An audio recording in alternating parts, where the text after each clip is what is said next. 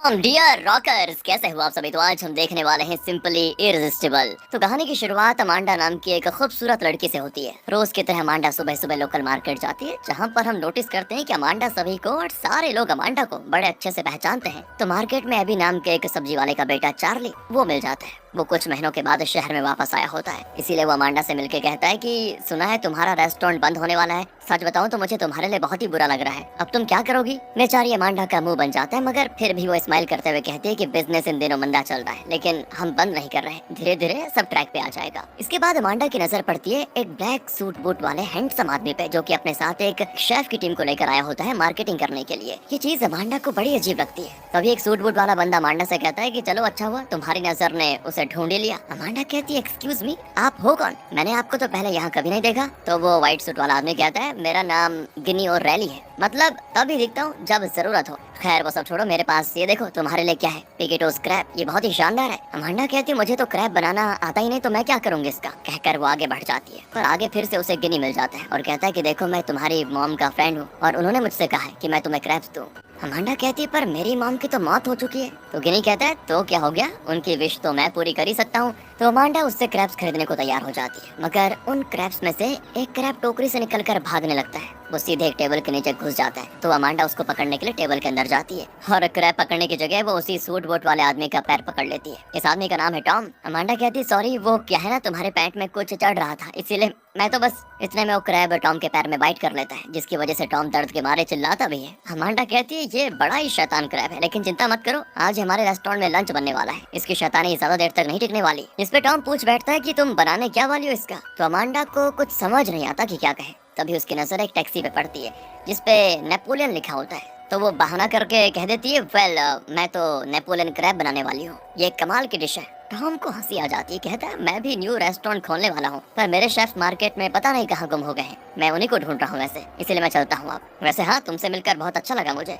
जैसे ही टॉम वहाँ से जाता है ना, वैसे ही गिनी आता है और कहता है तुम अपने लिटिल फ्रेंड क्रैब को तो भूल ही गई, मैं इसे पकड़ कर लेकर आया हूँ, अब दोबारा इसे खोना मत। अमांडा को क्रैब देने के बाद गिनी जैसे पल भर में कहीं गायब हो जाता है, जो अमांडा को बड़ा अजीब भी लगता है। खैर शॉपिंग करने के बाद अमांडा जाती है अपने रेस्टोरेंट, जहाँ स्टेला आंटी उसे कॉफी ऑफर करती है। तो अमांडा उन्हें बताती है कि आज की सुबह कुछ ज्यादा ही अजीब थी। पता है मुझे गिनी नाम के मॉम के कोई ओल्ड फ्रेंड मिले, वो तो मेरे पीछे पड़ गए कि ये क्रैब ही ले लो। तो स्टेला कहती है मुझे नहीं पता है कि तुम्हारी मॉम का कोई गिनी नाम का फ्रेंड भी था। इसके बाद अमांडा बताती है कि मुझे मार्केट में चार्ली भी मिला था, कह रहा था कि तुम्हारे रेस्टोरेंट बंद होने की खबर से मैं दुखी हूँ, टफर कहीं का। अरे भला मैं अपने रेस्टोरेंट क्यों बंद करूंगी। तब स्टेला आंटी बात करते हुए कहती है वैसे उसने तुम्हें डेट पे चलने के लिए पूछा या नहीं। अमांडा कहती है आंटी अब बात काट रही हो। तब स्टेला बताती है क्या ही कहूँ बेटा, ये रेस्टोरेंट तुम्हारी मॉम ने 70 साल पहले शुरू किया था, पर उनकी मौत के बाद से ये रेस्टोरेंट घाटे में ही चल रहा है, ऊपर से लैंडलॉर्ड ने रेंट को $5000 बढ़ा दिया है। तो अमांडा कहती है देखो आंटी ये मेरी गलती है, मैं ही अपनी मॉम की तरह कुकिंग नहीं कर पाती, इसीलिए सब हो रहा है, पर मैं सच में ये रेस्टोरेंट नहीं बंद करना चाहती आंटी, क्या हम बैंक से लोन नहीं ले सकते। आंटी कहती है मैं बैंक में गई थी बेटा, पर उन्होंने हमारे रिकॉर्ड्स को देख के कुछ महीने पहले के लॉस को देख के लोन देने से मना कर दिया, कहा कि लोन नहीं चुका पाओगे। अब हम टॉम को देखते हैं जो कि हेनरी बेंडल का मैनेजर है। वो मीडिया में इंटरव्यू देता है कि जब से न्यूयॉर्क में हेनरी बेंडल लग्जरी स्टोर खुला, तब से अपर क्लास लेडीज का ये शॉपिंग डेस्टिनेशन है, और अब सर हेनरी के ग्रैंडसन मिस्टर जोनाथन ने इसमें रेस्टोरेंट भी ओपन करने का फैसला किया है, ताकि लेडीज पहले फाइन डाइनिंग का मजा लें और फिर आराम से शॉपिंग करें। तो इस पे एक इंटरव्यूअर सवाल करती है कि हमने सुना है आप लोगों ने $4 मिलियन खर्च किए 75 सीट रेस्टोरेंट के लिए, ये तो एक तरह का जुआ है ना, अगर ये बिजनेस सक्सेसफुल नहीं हुआ तो आपका तो काफी नुकसान हो जाएगा। टॉम कहता है जी नहीं, ये किसी तरह का कोई जुआ नहीं है, हम फुल प्रूफ प्लानिंग के साथ स्टार्ट कर रहे हैं। अब इंटरव्यू खत्म होते ही टॉम की असिस्टेंट कहती है कि तुम्हारे ऑफिस में एक पतली दुबली खूबसूरत सी लड़की इंतजार कर रही है, जिससे टॉम समझ आता है कि ये जरूर क्रिस्टिना ही होगी। वो जाकर क्रिस्टिना से मिलता है और हम नोटिस करते हैं यहाँ पर कि टॉम क्रिस्टिना में ज्यादा इंटरेस्ट नहीं ले रहा, वो तो उसके साथ सिर्फ 3 डेट पे गया था और क्रिस्टिना मैडम तो सीधा उसके ऑफिस आ धमकी बताओ। इस वजह से टॉम अपनी असिस्टेंट से कह देता है कि आज ये ऑफिस आ गई, कल घर चली आएगी, अगर मान लो कि मेरी इससे शादी भी हो गई तो ये ऐसी चिपकू वाली हरकतें करती रहेगी, और जब मैं इसको इग्नोर करने लगूंगा तो इसे लगेगा कि मैं इसे चीट कर रहा हूँ, फिर डेली का लड़ाई झगड़ा होगा, और मुझको ये सब नहीं चाहिए लिटरली। इसलिए आज शाम मैं इसके साथ चौथी डेट पे जाऊंगा और फाइनली ब्रेकअप कर लूंगा इससे। इसके बाद हम अमांडा को देखते हैं जो कि अपने लॉयल कस्टमर्स को बताती है कि देखो हमारा रेस्टोरेंट अब बंद होने वाला है, इतनी मुश्किल घड़ी में भी आप सबने हमारा साथ दिया, इसके लिए मैं तहे दिल से शुक्रगुजार हूँ। ये सब सुनकर सभी इमोशनल हो जाते हैं और अमांडा भी इमोशनल होकर अपने रेस्टोरेंट के बाहर चली आती है और दरवाजे के पास बैठकर गम मनाने लगती है। तभी वहाँ पे टॉम अपनी डेट क्रिस्टिना के साथ आ जाता है। दरअसल उन्हें जाना तो कहीं और था, पर टैक्सी वाले ने गलत पते पे उन्हें उतार दिया। तभी टॉम की नजर पड़ती है अमांडा पे और वो उसके पास चला आता है। तो क्रिस्टीना अमांडा से एक लग्जरी रेस्टोरेंट का पता पूछने लगती है। वहीं टॉम कहता है चलो ना हम इसी के रेस्टोरेंट का खाना ट्राई करते हैं। वैसे भी आज सुबह मार्केट में मुझे इसके क्रैब ने बाइट किया था, तो आज उसे खाकर बदला भी वसूल कर लेते हैं। हाँ, वैसे तुमने आज सुबह कहा था कि तुम उस क्रैब नेपोलियन बनाने वाली हो, तो चलो ना टेस्ट करवाओ जरा। ये सुनकर अमांडा घबरा कर सीधे अपने हेल्पर के पास जाती है और उसको सारी बातें बताती है। हेल्पर कहता है जाओ ना, जाकर कह दो कि वो खत्म हो गया या फिर रेस्टोरेंट अब हम बंद करने वाले हैं। मगर अमांडा कहती नहीं नहीं, मैं चाहती हूँ कि वो अभी ना जाए। तब हेल्पर कहता है ठीक है फिर तो बनाओ द नेपोलियन क्रैब डिश। पर अमांडा को तो बनाना आता ही नहीं, इसीलिए वो अपनी मॉम की रेसिपी बुक ढूंढने लग जाती है। मगर रेसिपी बुक तो मिलती नहीं, मगर हाँ उसे अपनी मॉम की इयररिंग्स मिल जाती हैं, जिससे वो ब्लेसिंग समझकर पहन लेती है। फिर वो ऑर्डर लेने के लिए जाती है और कहती है आप दोनों के लिए मैं नेपोलियन क्रैब ही कर दूं ना। तो क्रिस्टीना कहती नहीं नहीं नहीं, मुझे बस एक सिंपल सा चिकन पेलाट चाहिए। तो अमांडा किचन में आकर बड़बड़ाने लगती है कि अब मैडम के लिए मुझे दूसरी डिश बनानी होगी। यार एक ही डिश खा लेती तो क्या दिक्कत थी, और इन जैसी लड़कियों से मुझे बहुत चिढ़न होती है। ये लड़की टॉम के लायक है ही नहीं। जिसपे हेल्पर कहता है कि क्या बुराई है भला उस लड़की में, टॉम की तरह उसके बाल भी बिल्कुल परफेक्ट है, साथ ही उसकी स्किन देखो बटर की तरह स्मूथ है, जिससे अमांडा को और जेलसी होती है। और वो कहती है बाल तो मैं भी अपने ठीक कर ही सकती हूँ, और उसका जो थोबड़ा चमक रहा है ना वो सब मेकअप का कमाल है। हेल्पर कहता है नहीं नहीं नहीं, मेकअप से इतनी अच्छी स्किन हो ही नहीं सकती, मुझे तो लगता है कि वो पैदाइशी खूबसूरत है। इसके बाद हेल्पर तो क्रिस्टीना की खूबसूरती के जैसे पहाड़े गिरना शुरू कर देता है। तो अमांडा चिढ़कर कहती है अरे बस बेकरो यार, सबसे इम्पोर्टेंट बात यह है कि टॉम उसके साथ खुश नहीं है और तुम मेरी हेल्प करोगे या उसकी खूबसूरती निहारते रहोगे। सुनो, हमारे पास कोई रेसिपी फिलहाल है नहीं, इसीलिए किचन में जो कुछ भी है सब लाकर मुझे दो। आज मैं अपनी माँ की आवाज सुनते हुए कुकिंग करूंगी, फिर देखती हूँ क्या बनता है। कुछ देर के बाद स्टेला आंटी किचन में आती है तो हैरान रह जाती है, क्योंकि अमांडा ने कुछ अतरंगी सा ही डिश बना के रखा होता है, जो दिखने में वैसे बेहद खूबसूरत लगता है। अमांडा बस अब यही प्रे करती है कि ये खाने में डिलीशियस हो। इसके बाद टॉम के टेबल पर उसका नेपोलियन क्रैब और क्रिस्टीना के चिकन पैलाट पहुंच जाता है। दोनों खाना शुरू करते हैं। नसीब से दोनों को खाना पसंद भी आ जाता है। फिर टॉम धीरे धीरे अपनी दिल की बातें जबान पे लाने की कोशिश करता है कि हम दोनों परफेक्ट मैच नहीं है, इसीलिए हमें ब्रेकअप कर लेना चाहिए। मगर अमांडा के हाथों का खाना खाकर पता नहीं क्रिस्टीना को क्या हो जाता है, वो टॉम के मुंह पे उसकी बुराई करने लगती है और कहती है तुम मुझ जैसी परफेक्ट वुमेन के लिए हो ही नहीं, मुझे डिजर्व करते ही नहीं। और फिर वो टॉम के मुंह पे उसकी सारी कमियां उसको गिनवा देती है और अमांडा के रेस्टोरेंट की कई सारी प्लेट्स यहाँ वहाँ फेंक कर तोड़ देती है। इसके बाद वो इरिटेट हुए उस रेस्टोरेंट के साथ साथ टॉम की लाइफ से भी चली जाती है। वहीं अमांडा के बनाए हुए खाने की टॉम अपने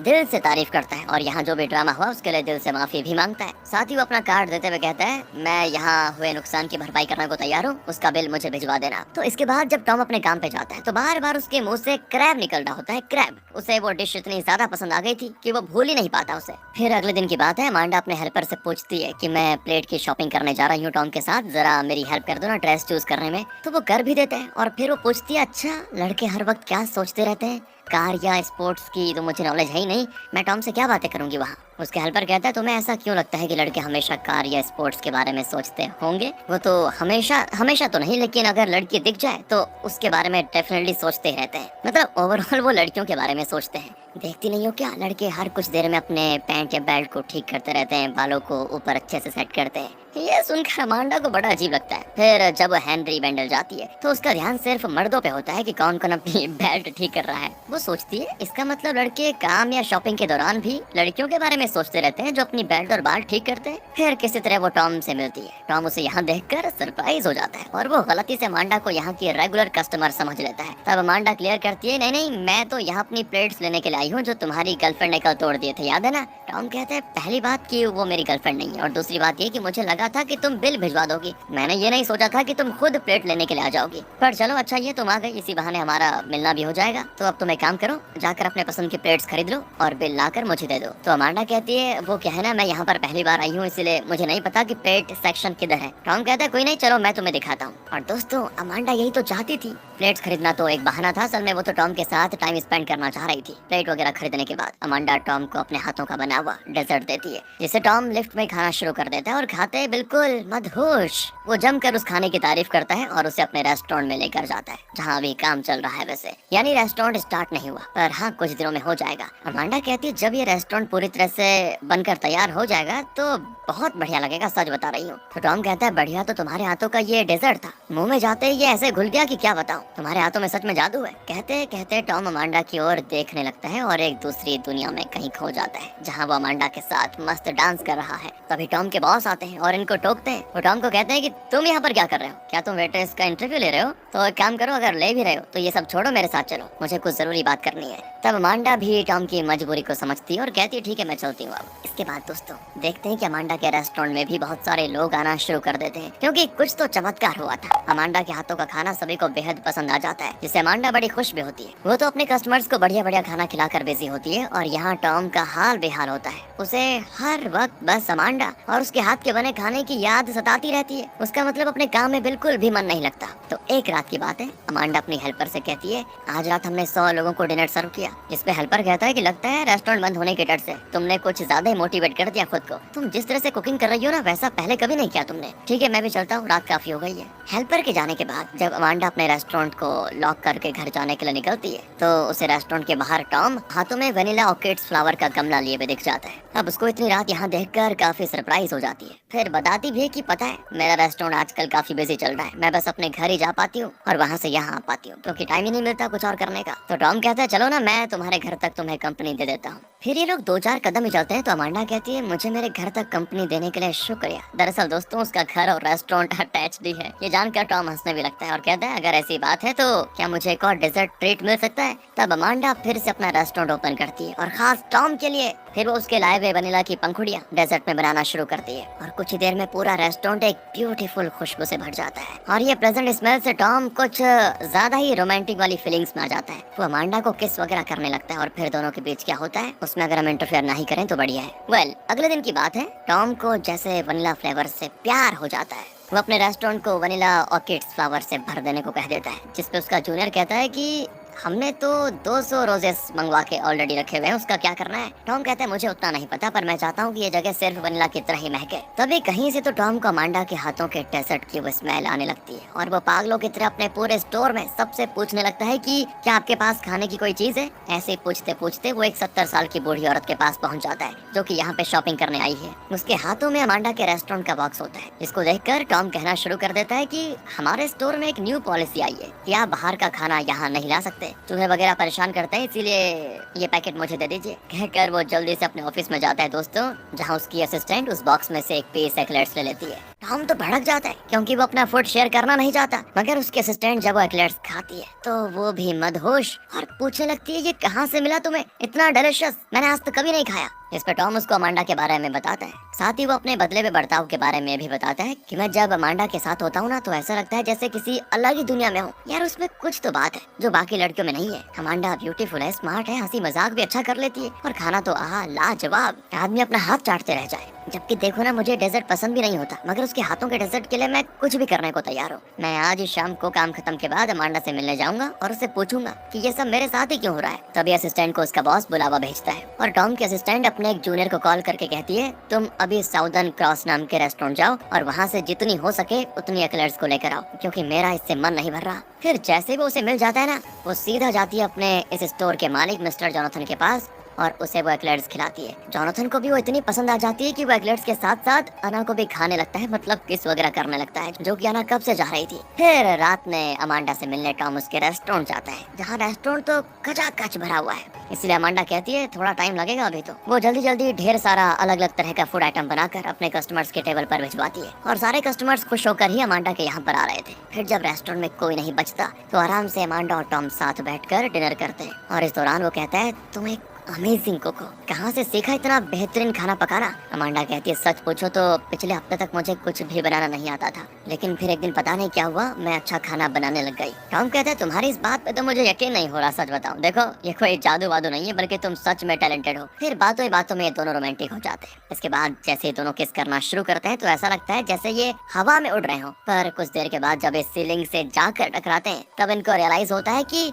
हम तो सच में हवा में उड़ रहे हैं, जिससे अमांडा तो खुश होती है मगर टॉम डर जाता है कि ये क्या जादू है। ऊपर से अमांडा थोड़ी देर में सेफली नीचे भी आ जाती है, मगर टॉम अभी भी सीलिंग पे अटका होता है, इसीलिए वो अमांडा से कहने लगता है कि मुझे भी नीचे उतारो ना। अमांडा कहती मैं कैसे उतारूं, मैं थोड़ी तुम्हें वहाँ लेकर गई। और तब टॉम कहता देखो मुझे सच में डर लग रहा है, मजाक नहीं कर रहा, तुमने कुछ तो किया है मेरे साथ, प्लीज मुझे नीचे उतारो यार। तो उसका मन रखने के लिए अमांडा कहती है पीपड़ी पापड़ी पू, और सच में वो नीचे गिर जाता है। इसके बाद तो टॉम के डर के मारे जो हालत खराब होती है ना दोस्तों, क्या ही बताए। उसे अमांडा विच यानी चुड़ैल लगने लगती है। वो तुरंत ही वहाँ से भागता है और अगले ही दिन अपने असिस्टेंट अना को सारी बातें बताते हुए कहता है कि मैं अब से अमांडा से कभी नहीं मिलूंगा, वो विच है। इस पे अना को यकीन नहीं होता। वो कहती है तुम प्यार में हो इसीलिए तुम्हें हर चीज जादुई लग रही है। तभी वहाँ पे अमांडा आती है और टॉम डर के मारे कहता है तुम यहाँ पर कैसे आ गई। वो कहती है कैसे आ गई, क्या दरवाजे से आई हूँ और कैसे आऊंगी। अना कहती है तुम दोनों यहाँ पे बातें करो, मैं कबाब में हड्डी नहीं बनूंगी। पर टॉम उसे पकड़ लेता है और कहता है तुम मुझे अकेला छोड़कर मत जाओ प्लीज, क्या पता अकेले में मुझे ये मार ही डाले, आसमान की सैर करवा दे या मुझे समुद्र में डुबा दे, कुछ पता नहीं, मुझे बहुत डर लग रहा है। तो अमांडा कहती है पर मैं तो सिर्फ तुम्हारा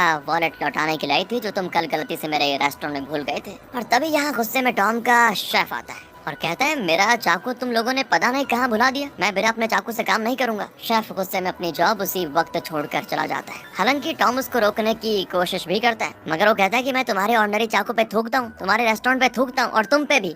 और ये सुनते टॉम खुद ही खुद पे थूक लेता है क्योंकि वो शेफ से अपने बदन पे नहीं थुकवाना चाहता था। अब टॉम अपने शेफ के इस तरह से बर्ताव करने के लिए भी अमांडा को ही जिम्मेदार ठहराता है। तभी वहाँ गुस्से में जोनाथन आता है और कहता है कि कल हमारे रेस्टोरेंट की ओपनिंग है और हमारा शेफ आज ही काम से चला गया, बताओ तुमने आखिर उसके साथ क्या किया। तब अना बात को संभालते हुए कहती है कि जोनाथन इससे मिलिए, ये है अमांडा और ये एक बेहतरीन शेफ है, वो एक लट्स तो याद होगी ना आपको, वो इसी ने बनाया था। सुनकर जोनाथन काफी खुश होता है और कहता है ये सब टॉम का ही प्लान था, उसने उस फ्रेंच शेफ को भगा दिया और इस जादुई शेफ को हायर कर लिया, बहुत बढ़िया। तब टॉम खुद ही समझाने की कोशिश करता है कि नहीं नहीं ऐसा नहीं है, हमारे शेफ के पास 23 साल का एक्सपीरियंस है और वो एक 4 स्टार शेफ है, अमांडा उसकी जगह नहीं ले सकती। अमांडा को फिर ये सुनने के बाद टॉम पे गुस्सा आ जाता है। वो कहती है मैं बिल्कुल उससे कई ज्यादा अच्छा खाना बना सकती हूँ। फिर जोनाथन और अना मिलकर टॉम को साइड कर देते हैं, उसकी बातों में नहीं आते और अमांडा को कर लेते हैं हायर। अब अगले दिन की बात है, अमांडा अपने रेस्टोरेंट को एक दिन के लिए बंद करके टॉम को गलत प्रूव करने के लिए अपने हेल्पर के साथ उसके रेस्टोरेंट की ओपनिंग में खाना बनाने के लिए आ जाती है। पर वहाँ पहुँचने के बाद वो नोटिस करती है कि आज तो मैं अपनी मॉम की इयररिंग पहनना ही भूल गई, जिसपे उसका हेल्पर कहता है कोई नहीं तुम ऐसे भी सुंदर लग रही हो। अमांडा कहती नहीं नहीं तुम समझ नहीं रहे हो, मेरे साथ ये मैजिकल एक्सपीरियंस तब से होना शुरू हुआ जब से मैंने अपनी मॉम की इयररिंग्स पहने। अब मुझे नहीं लगता कि मैं ढंग का कुकिंग कर भी पाऊंगी। वो वहाँ से भाग जाना चाहती थी मगर उसका हेल्पर उसे पकड़ कर कहता है कि डर को मारो गोली, तुम अगर सच्चे दिल से अच्छा कुकिंग करोगी तो कुकिंग अच्छी होगी। अपने हेल्पर के काफी मोटिवेट करने के बाद अमांडा कुकिंग करने के लिए मान जाती है। उधर रेस्टोरेंट की ओपनिंग के सारे गेस्ट्स भी आ चुके होते हैं और इधर डर के मारे अमांडा रोते हुए खाना पका रही है। इधर जब गेस्ट उस खाने को खाते हैं तो उन्हें खाना तो बेहद पसंद आता है, मगर उस खाने में अमांडा के इमोशंस भी चले गए थे, इसलिए सारे गेस्ट्स भी इमोशनल होकर रोने लगते हैं। वो इतना रोते हैं कि चुप होने का नाम ही नहीं लेते। वहीं टॉम ने आज अमांडा के हाथों का खाना नहीं खाया होता क्योंकि उसको ये लग रहा था कि अमांडा विच है। वहीं जब अमांडा गेस्ट्स को रोते हुए देखती है तो परेशान हो जाती है कि क्या करे। उसे लगता है कि गेस्ट्स को मेरा खाना पसंद नहीं आया इसलिए वो रो रहे हैं, लेकिन स्टेला आंटी उसको समझाती है कि तुम गलत समझ रही हो, वो तो खुशी के मारे रो रहे हैं। मेरी बात ध्यान से सुनो, तुम जिस इमोशंस में खाना पकाओगे वही इमोशंस गेस्ट फील करेंगे। तब तक में अमांडा का बनाया गया दूसरे बैच का खाना सर्व किया जाता है और खाने को अमांडा ने चुपचाप बनाया था, इसीलिए गेस्ट भी चुपचाप खाकर बिल्कुल स्टंट हो जाते हैं। वो खाने को एंजॉय करने में इतना बिजी हो जाते हैं कि बिल्कुल चुप रहते हैं। ये सब जाने के बाद अमांडा बिल्कुल रोमांटिक मूड में डेजर्ट बनाती है जिसे खाकर सारे गेस्ट रोमांटिक हो जाते हैं। वो पार्टनर्स के साथ अपना डांस करने लगते हैं। दूसरी ओर टॉम अपने ऑफिस में जाता है, वहाँ उसे अमांडा के साथ बिताए गए पल याद आते हैं और आज उसका जी मचलाने लगता है। वो अमांडा के साथ फिर से वही सारे फील लेना चाहता है। तभी उसे खिड़की से दिखाई देता है कि अमांडा तो अब जा रही है। वो आवाज लगाकर अमांडा को बुलाता है पर वो नहीं सुनती, तो वो पेपर से प्लेन बनाकर उसकी ओर फेंकता है। इसको देखकर अमांडा पहचान जाती है क्योंकि टॉम के ऑफिस में इसी तरह के कागज के ढेर सारे प्लेन बने हुए थे। अमांडा तुरंत ही वापस स्टोर में आती है जहाँ उसको एक प्रिटी सी ड्रेस दिखती है जिसपे लिखा है वियर मी यानी पहनो मुझे। अमांडा जल्दी से उसे पहनकर रेस्टोरेंट में जाती है जहाँ जब टॉम उसको देखता है ना तो देखते रह जाता है क्योंकि अमांडा सच में बेहद खूबसूरत लग रही है। टॉम उसे किस करते हुए अपनी गलती के लिए माफी भी मांगता है। वो कहता है मैं पता है सच में डर गया था, मुझे समझ नहीं आ रहा था कि क्या गलत है क्या सही है, पर अब मुझे समझ आ गया प्यार में गलत सही के बारे में नहीं सोचना चाहिए। और फिर तुमसे तो मुझे मार्केट में ही पहली नजर वाला प्यार हो गया था ना। अमांडा भी अपने प्यार का कन्फेशन कर लेती है और फिर ये दोनों डांस करते करते वापस से हवा में उड़ने लगते हैं। मगर हाँ, इस बार टॉम नहीं डरता और आखिर में हमको पता चल जाता है कि ये सारा मैजिक कोई और नहीं बल्कि वही क्रैब कर रहा था। दरअसल कल मार्केट में जो अमांडा को गिनी मिला था ना दोस्तों, वो सच में एक गिनी नहीं जिनी था, जिसे अमांडा की मॉम ने अपनी बेटी की हेल्प करने के लिए भेजा था। और उस जिनी ने ढेर सारे क्रैब्स अमांडा को बेचे थे। उनमें से एक जादुई क्रैब भी था जो कि बहुत ही होशियार था। उसी ने पहली बार अमांडा को टॉम से मिलवाया था। और जब टॉम अमांडा के रेस्टोरेंट में क्रैब नेपोलियन खाने के लिए आया तो वो जादुई क्रैब टोकरी से निकलकर रैक पे जाकर छिप गया था और वहीं से वो सारा मैजिक कर रहा था। और आखिर में उसने अमांडा और टॉम को मिलवा ही दिया। अमांडा की रेस्टोरेंट भी बिकने से बच गई और उसको सच्चा वाला प्यार भी मिल गया। इसी के साथ दोस्तों ये बहुत ही कॉमेडी लेकिन रोमांटिक मूवी खत्म होती है। अब आप बताइए आपको कैसा लगा, फील आया? अच्छा लगा तो लाइक करें। और आजकल चैनल में दोस्तों कुछ दिक्कत आई हुई है तो रिकमेंडेशंस कम हो रहे हैं।